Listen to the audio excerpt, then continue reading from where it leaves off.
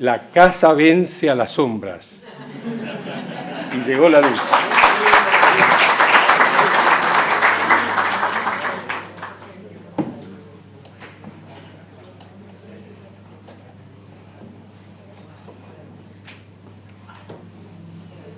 Preconizamos la neutralidad religiosa y político-partidaria, pero a la vez creemos que los educandos, según su nivel de madurez, han de recibir como parte del currículo normal información objetiva sobre la presencia del hecho religioso en el pensamiento, en la historia y en el arte de los pueblos, así como en las grandes corrientes de pensamiento de ayer y de hoy, inspiradoras de la vida política de nuestros pueblos y de la humanidad en general. También creemos que la educación pública debe impulsar entre los educandos los valores cívicos inherentes a las formas democráticas de gobierno, así como la igualdad, justicia social, libertad, solidaridad y respeto irrestricto, digo otra vez este adjetivo, de los derechos humanos. En Uruguay, la laicidad, no el laicismo, la laicidad dio origen a los resultados positivos que tuvo el país en educación. Otro principio fundamental es la autonomía, ubicado en el marco de un sistema de educación pública integrado a los demás estamentos del Estado, con competencias institucionales claramente definidas y respetadas, que facilita la articulación y la coordinación de políticas públicas y el cumplimiento de los fines de la educación pública. Por el contrario, situar al sistema educativo bajo dependencia estricta del poder ejecutivo acentúa el riesgo de contaminación con manifestaciones no deseables de la política partidaria. Según nuestra conceptualización, la educación pública tiene como propósito principal contribuir al pleno desarrollo de la personalidad del educando, permitiéndole incorporar críticamente la herencia cultural de la humanidad y los conocimientos que necesita para defenderse como ciudadano, para formar seres libres y ciudadanos activos en una sociedad democrática. La educación, para eso, debe estimular y defender la autonomía de las personas. Esto supone que la educación deba regirse autónomamente, generando espacios educativos que formen en y para la libertad, la responsabilidad y la solidaridad. Ello, no obstante, me felicito de estar trabajando junto con representantes del gremialismo docente paraguayo. Hoy es razonable sostener que la autonomía absoluta de la educación en el seno de una sociedad no es posible ni deseable. Hay que ponerle límites a esa autonomía. Hay que hacerla responsable y hay que hacerla responsable a partir del diálogo social. La autonomía de las instituciones de la educación debe ser presentada y evaluada ante el conjunto de la sociedad. La autonomía de la educación no es para ser una república autocrática dentro de una república de nuestras sociedades. Es para contribuir a generar el hombre y la mujer libre que den orientación a nuestras sociedades en el futuro. Lo que pasa es que cuando se somete a los designios del poder político, esa no es la respuesta que le da a nuestros pueblos. La participación, otro principio fundamental en la educación uruguaya. Hay que ponerla en práctica a los efectos de facilitar a los educadores y a las comunidades educativas en su conjunto mecanismos idóneos para expresar sus opiniones y propuestas respecto a la marcha de la educación en el seno de cada sociedad. Fíjense que dije a los educadores y a las comunidades educativas, no solo a los educadores, no solo a los gremios de la educación, a los gremios de la educación, a los educadores y a la sociedad en general, Todos tienen que tener participación. Si se sesga, vamos mal. Las autoridades de la enseñanza y los gobiernos nacionales han cometido un grave error. Hay que tomar en cuenta la visión de los educadores. Y además es inteligente políticamente, porque contra los educadores no se hace ninguna transformación de la educación. No hay en la historia. Desafío a alguien que me muestre hoy un caso en el cual, en contra de los educadores, se llevó adelante una política educativa. No hay. Es perder el tiempo y hacerle sufrir a nuestras sociedades el periodo en el cual hay luchas que paralizan la educación.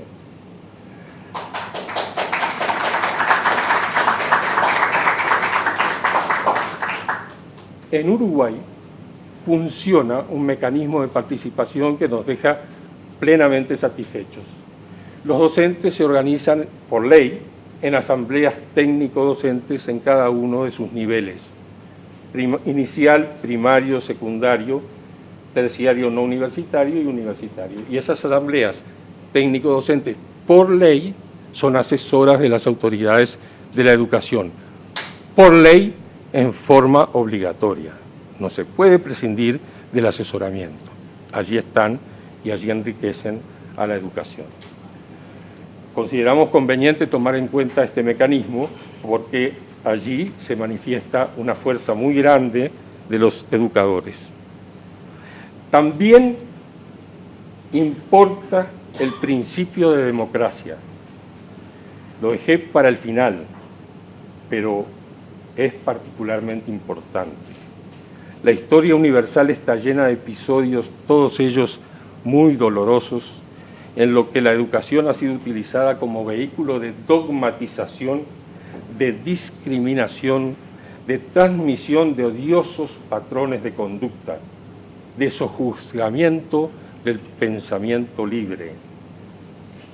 De hecho, muchas veces se ha llamado educación a lo que es contraeducación o antieducación. Afortunadamente, en América Latina y el Caribe, los valores más vastamente compartidos son los de la democracia, como forma de organización política y también como espíritu rector del relacionamiento y del actuar ciudadano. De modo que resulta natural fomentar que los órganos rectores de la enseñanza y los centros bajo su dependencia sean democráticos en su organización, en sus métodos, en sus relaciones internas y con la sociedad entera, y sobre todo con los contenidos de sus enseñanzas. Y sobre todo, no lo puse aquí, pero lo quiero ratificar hoy, en la acción del educador. El educador no está solo para enseñar conducta democrática, está para ejercerla y con su ejemplo enseñarla. La democracia se enseña con los hechos más que con la palabra. Voy a cerrar. Ya es muy tarde, quedarían muchas cosas para discutir con ustedes, pero tal vez lo haremos en los días siguientes. Lo que quiero decirles es que en la segunda mitad del siglo XX, cambios trascendentales de la civilización humana a escala mundial se reflejaron con fuerza incontrolable a nivel regional en América Latina y el Caribe. En términos generales, derivaron de la globalización económica, la revolución científico-tecnológica y la profunda reorganización de las sociedades del mundo occidental mediante la aplicación del modelo llamado neoliberal, que presentó de forma cristalina una gobernante inglesa y un gobernante norteamericano. Esta es una forma de organización económica, política y social que profundizó diferencias entre los países, estableció asimetrías existentes entre distintos segmentos de las poblaciones y ensanchó brechas relacionadas con ingresos económicos y con posibilidades de acceso a la información y las comunicaciones, aumentando la pobreza, la miseria, la segregación y la exclusión social. Eso fue el resultado de las políticas de la segunda mitad del siglo XX. Las modificaciones operadas en el seno de las sociedades occidentales las volvieron a esas sociedades más injustas, profundamente inhumanas, altamente consumistas, más individualistas y por ende menos solidarias. Estas características impiden el desarrollo pleno de las capacidades de los seres humanos y limitan su disposición para gestar sociedades prósperas y solidarias, y auguran un futuro indeseable si no las modificamos de manera urgente. Pero la primera mitad del siglo XXI nos mostró que no hay un solo futuro posible. Nos mostró que no es solo ese. Nos mostró que hay otros muchos futuros posibles. La evolución social, política y económica de América Latina nos ha mostrado que por la vía democrática los pueblos de la región han sido capaces de inducir la construcción de un futuro diferente que apunta hoy al establecimiento de un desarrollo humano sostenible y que está multipolarizando al mundo hoy en Brasil, en la reunión de los BRIC, que está haciendo un nuevo mundo multipolar. A nuestro juicio, esta evolución nos demuestra que podemos construir una sociedad basada en la igualdad de oportunidades, en el trabajo digno y creativo, en el uso apropiado del conocimiento y las tecnologías, y en el ejercicio de la solidaridad. Pero para hacerlo debemos cambiar muchas cosas, y como educadores nos interesa que entre esas cosas está la educación. Hay que cambiarla. Hay que ponerla en condiciones de enfrentar los desafíos de este siglo, ajustando su pertinencia y mejorando su calidad, que según numerosas observaciones no está dando la talla. Estamos frente a una situación en la que no basta con modificar planes de estudios cada 3 o 4 años. Hay que hacer un cambio general que comprende dimensiones filosóficas, epistemológicas, políticas y económicas en la construcción de un nuevo enfoque de los principios, los fines y los medios de la educación.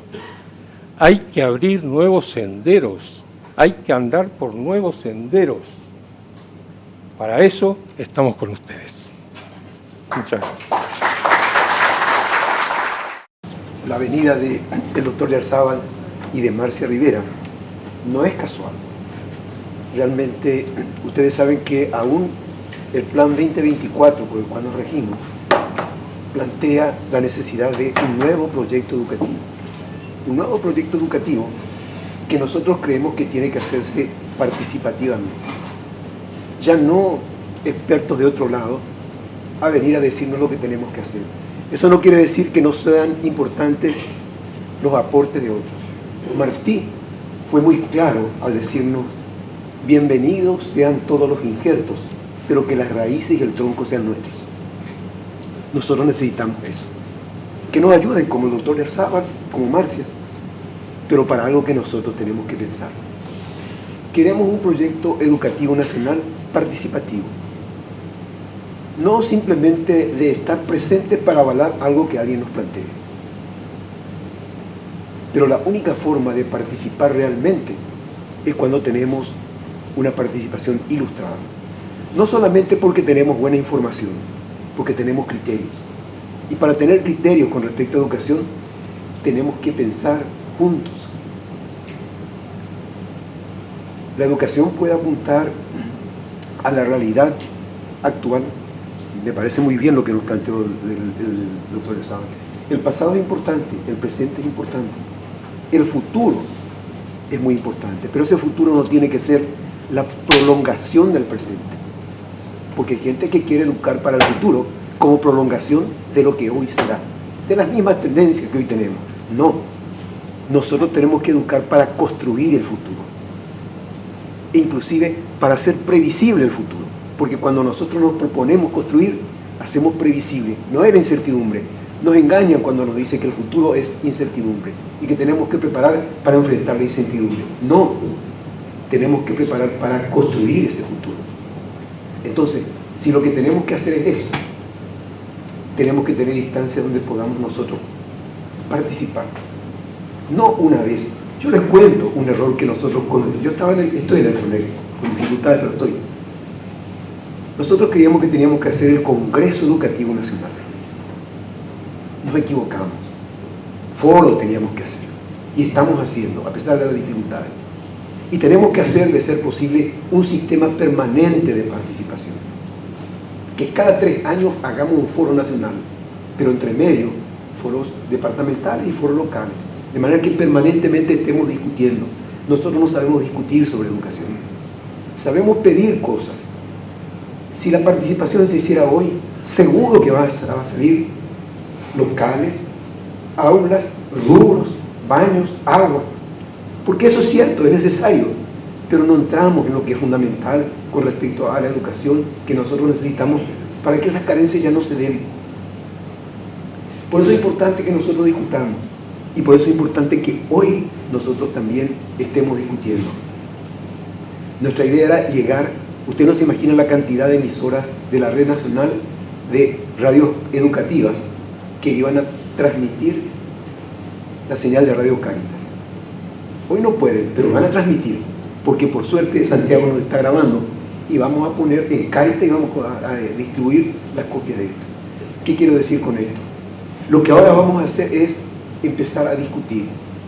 Si hay comentarios, si hay preguntas, aprovechemos para en este momento tener un tiempo. Solamente les voy a pedir que se acerquen, porque queremos grabar también esto, porque los compañeros que no están presentes hoy también necesitan esto. Entonces, abrimos el espacio como para que ustedes hagan o comentarios o preguntas, lo que crean conveniente. Solamente les pediría que se acerquen acá. Por favor.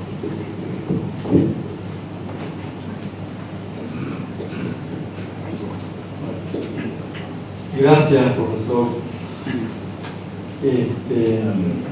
Yo soy Martín Almada, defensor de los derechos humanos. Y usted muy rápidamente se refirió a la problemática de esta globalización salvaje y criminal. Usted muy rápidamente se refirió al neoliberalismo. A mí me gustaría escuchar a usted el impacto hoy del neoliberalismo en la educación. El impacto.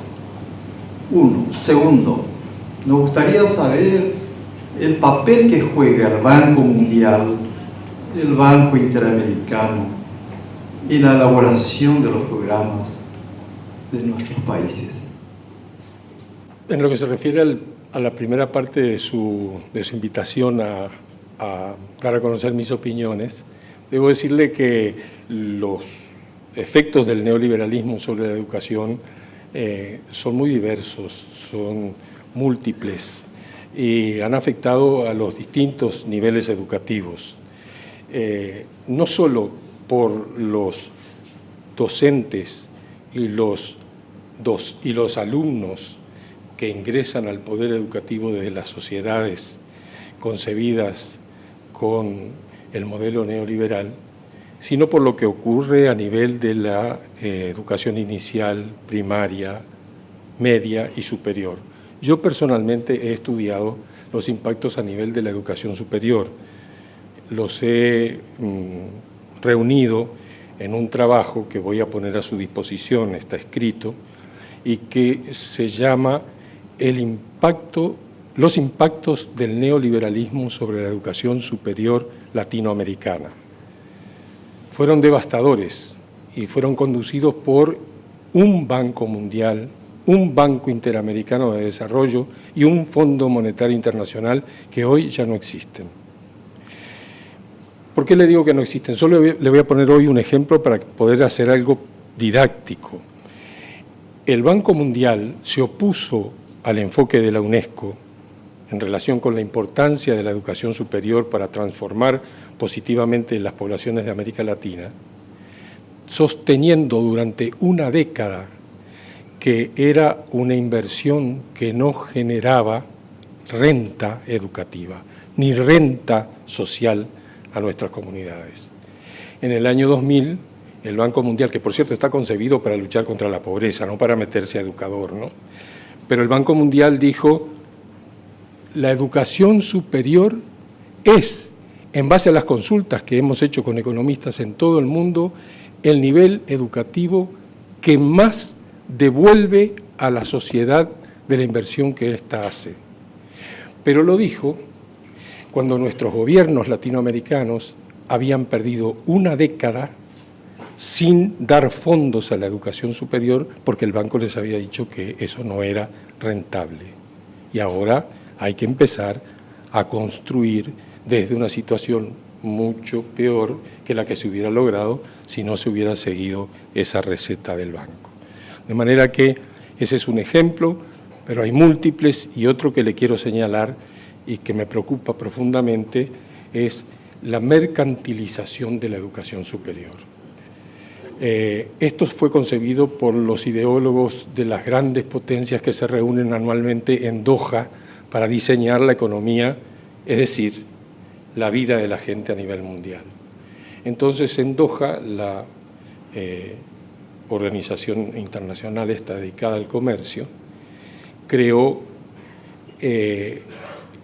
un organismo que se dedica a regular el mercado internacional de la educación superior, que determina la conveniencia de abrir las puertas de los estados a la penetración de la educación superior proveniente de los países del norte. Eso se incluía como obligación para los países del sur en la firma de los tratados de libre comercio. Había una cláusula que obligaba a los países del sur a abrir sus sistemas educativos a la penetración de los productos comercializables de los países.